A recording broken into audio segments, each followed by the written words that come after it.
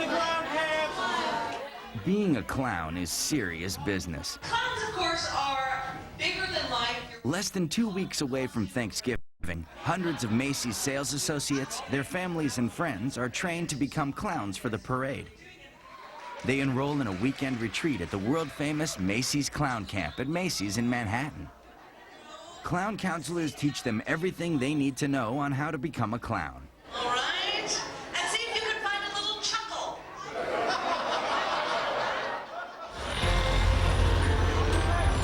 It's the day before Thanksgiving, and there's a lot of prep work to do outside of Macy's. 2.5 miles directly uptown on the streets surrounding the Museum of Natural History, it's Helium headquarters, also kickoff point for the parade. Thousands of New Yorkers and visitors converge here to watch the giant balloons get their fill of helium.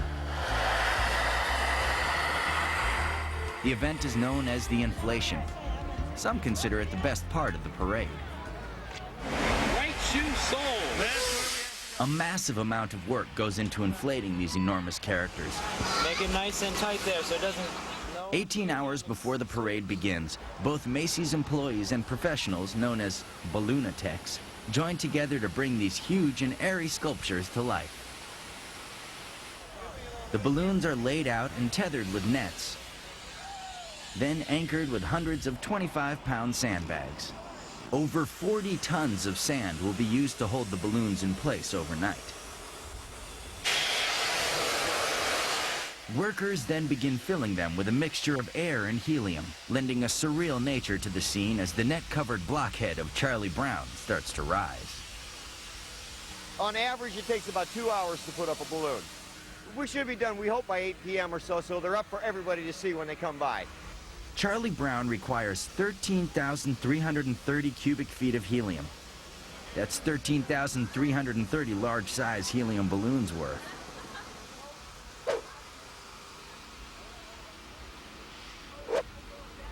Each character comes with a chart showing the workers which chamber of the balloon to fill first. A couple balloons down from Charlie Brown, John Piper instructs the Mr. Monopoly crew. All the balloons laid out on the street are in position so that as they're inflated, the upper chambers get inflated first, and they'll get out of our reach, and we continue with lower chambers. The whole time the net keeps growing up with it, just sort of rising up out of the ground. It's really kind of magical where you have these flat balloons that we start putting some helium into, and next thing you know, they're just growing into these forms. That's good. Now they can get that other leg up. They're currently working on the body. As that particular chamber, which is a very large chamber, starts to rise, they will have to do a lot of readjustments with the balloon. It'll be totally encircled with sandbags, and then it'll be tied down for the night. Calm weather is a must. Strong winds can make it extremely difficult to control the balloons. If the wind speed exceeds 23 miles per hour, or the gusts are stronger than 34 miles per hour, the balloons are pulled out of the parade. This is great. The weather's cleared up for us. The 6 inches of snow they said we were definitely going to get, definitely passed us by. The 25-mile-an-hour winds that we were definitely going to get, definitely went somewhere else, and we're very happy for it. We've got blue skies peeking in here and there. The winds seem to be settling for us. Everybody's comfortable. All teams are doing great. This is a good inflation. This is going well. Many brave this cold November night to see if their favorite balloons are back and check out new additions. Real quick, I just want to touch base with everybody before we take a break, okay? It's getting close to 8 p.m., and there are still plenty of balloons to inflate. Everybody did a really good job because it's very secure now. It's really, really, really tight. Everything's bagged really well. It's not going to go anywhere. We'll do a few more tiles and we'll be set. You ready to see a balloon go up? Yes, sir. All right. Red team, take the net. If you wait until 10 p.m., you'll get to see every balloon fully inflated.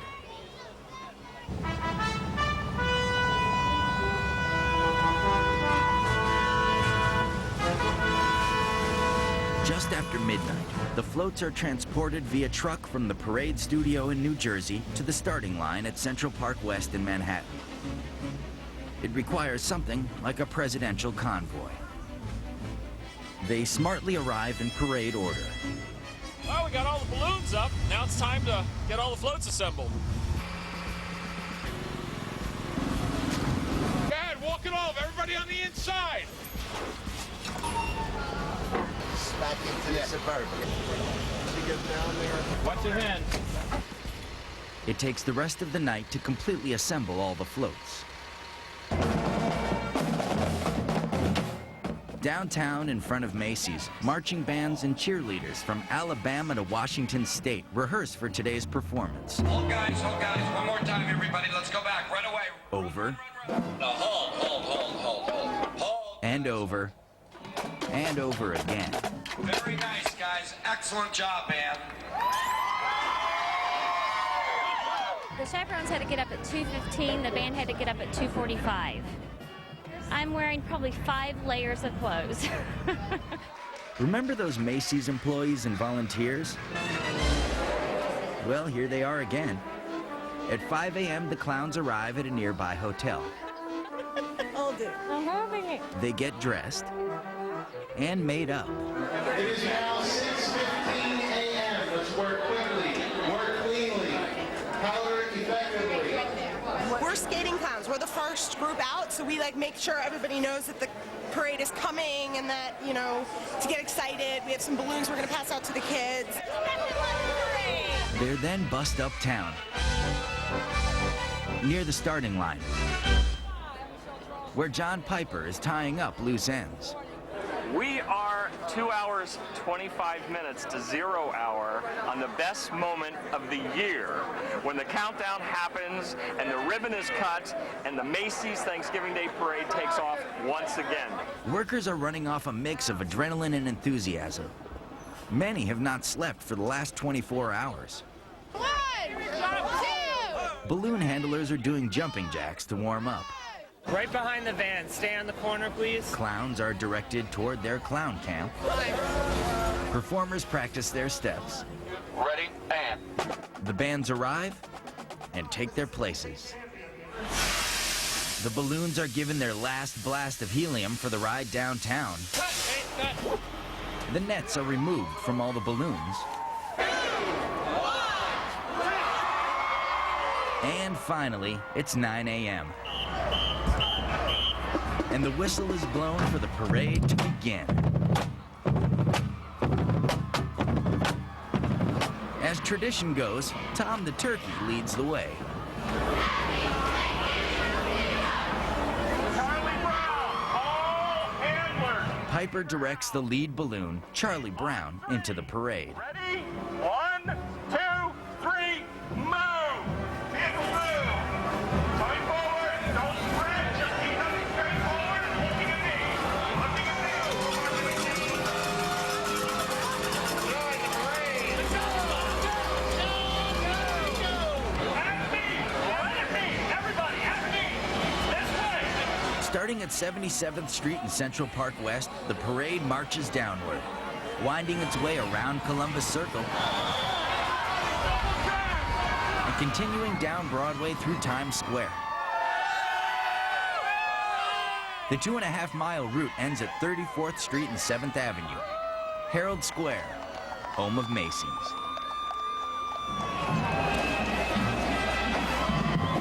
The parade's finale signals the holiday arrival as Santa Claus rides in on his magnificent sleigh. Once again, everyone and everything has fallen into place, And coming toward me now. with a little help from John Piper. Toward me! Doing parade? Oh, you're looking beautiful! Next up, we'll take you to the best place in the city to get your holiday kicks. From street performers to dazzling stage performances, all of Manhattan is a stage during the holiday season. But no trip to New York would be complete without a visit to Radio City Music Hall, where the famous Rockettes continue to kick off the holiday season in the annual Christmas Spectacular. Radio City Music Hall's 90-minute extravaganza combines elaborate sets with dancing Santas, a 35-foot, 2,100-pound Christmas tree, scenes from the Nutcracker Ballet, and of course Santa and his helpers.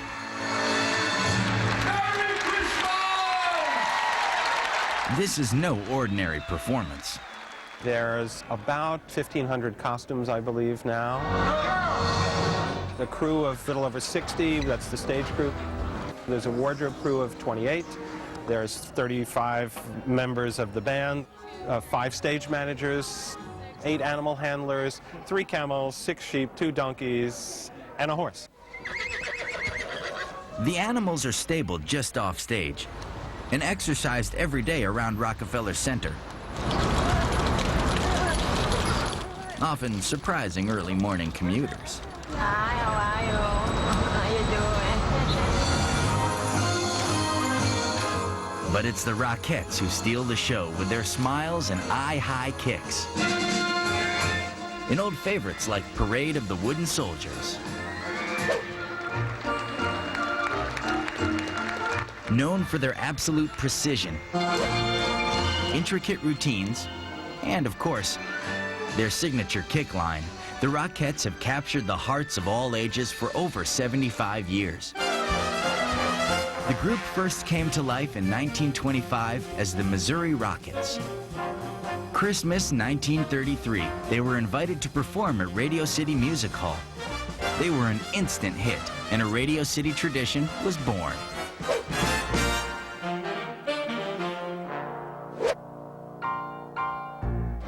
Places, ladies and gentlemen, the call is places, please. But the Rockettes are just one part of the Christmas spectacular at Radio City Music Hall. Camel coming through. It takes a lot of well-trained professionals to pull this show off. There we go. What goes on backstage is equally as impressive. At any moment, there's someone whirling around in a very big hurry. It could be a big piece of scenery. It could be a little pack of elves. It can be wardrobe people with racks. The Rockettes change costumes 8 times during each show. Some changeovers have as little as 78 seconds. There's zippers and Velcro flying everywhere. Finally, there's the grand finale. A full-scale reenactment of Christ's birth called the Living Nativity. Then the curtain falls, and guess what? It's time for another show. And another, and another. Radio City's Christmas Spectacular will play more than 200 performances in 8 weeks. That's between 4 and 6 shows a day. We have a special gift as Radio City Rockettes that we can bring them a message of hope and peace and joy during this holiday season.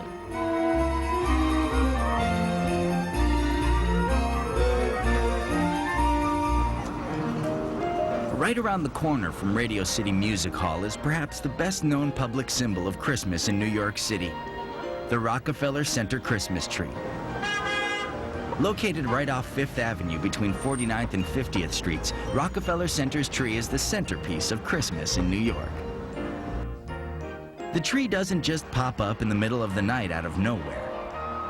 It may look like it, but this tree, like all the ones before it, has its very own story to tell. This tree was easy to find. They found me for a change. Each year, Rockefeller Center's head gardener, Dave Murbach, spends months searching for that perfect Christmas tree.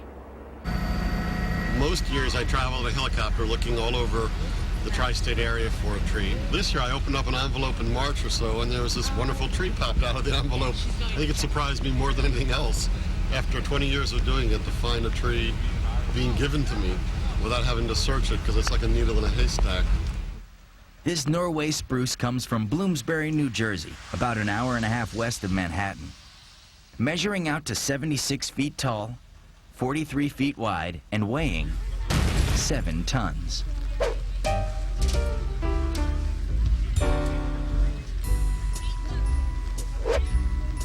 It takes months of careful preparation and weeks of trussing the tree for travel. This is no ordinary tree. And the people at Rockefeller Center are very serious about their tradition, keeping the tree's whereabouts and stats from both the public and the media up until 12 hours before it's cut. It takes nearly 20 people and a 280-ton hydraulic crane to handle the tree. In its last rooted hours in rural New Jersey, the tree is suspended from the tip of a giant crane, which will bear its full weight when the cut is complete. The actual cutting takes less than 2 minutes. Once cut, the tree is laid on a trailer and strapped down for its journey to the city. Local experts count the rings of the trunk to decipher the tree's age. This tree is roughly 75 years old. Imagine, it was less than 5 feet tall when this great tradition started. As tradition goes, the tree travels in the middle of the night by police escort into Manhattan, directly to Rockefeller Center on a route designed to disrupt as little traffic as possible. We tie it down to about 16 feet, and even then it's a super wide load, and it pretty much takes 2.5 lanes of traffic from here all the way into New York City tomorrow. The next morning, the giant crane and the crew hoist it into position in front of the ice rink at Rockefeller Center. A spike is driven into the tree.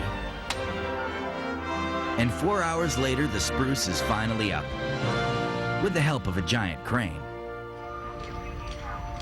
Scaffolding is erected around it, and the workers immediately begin to decorate it using more than 30,000 multicolored light bulbs strung over 5 miles of electrical wire. During the next 3 weeks, each branch is individually wrapped to achieve the full lighting effect. Only one ornament will stand out among the branches: the 10-foot high, 5-foot wide, 22-point star on top.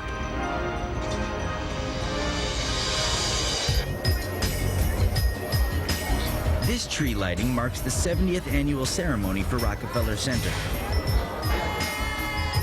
Nearly 75,000 spectators and a handful of performers gather at this outdoor concert to celebrate a joyous New York tradition.